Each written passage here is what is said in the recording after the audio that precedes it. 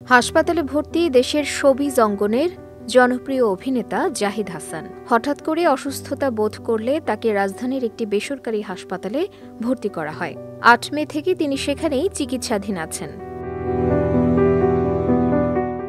জানা গেছে ঠান্ডাজনিত সমস্যায় আক্রান্ত তিনি। তবে এখন শারীরিক অবস্থা আগের চেয়ে অনেকটাই ভালো আছে বলে সংবাদ মাধ্যমকে জানিয়েছেন অভিনেতার স্ত্রী, মডেল ও নৃত্যশিল্পী সাদিয়া ইসলাম মৌ। তিনি জানান, ঠান্ডা লেগে জ্বর আসার পর শারীরিকভাবে একটু অসুস্থ হয়ে পড়েন জাহিদ হাসান। এরপর তাকে হাসপাতালে নিয়ে আসা হয়। এখন তার শরীর আগের চেয়ে অনেকটাই ভালো আছে।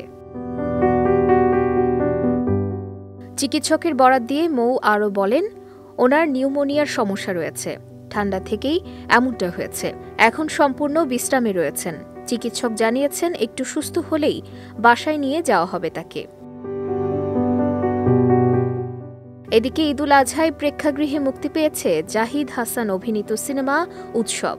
তানিম নূর পরিচালিত পারিবারিক গল্পের এই ছবিটিতে আরও অভিনয় করেছেন আফসানা মিমি, অপি করিম, চঞ্চল চৌধুরী, জয়া আহসান সহ অনেকেই।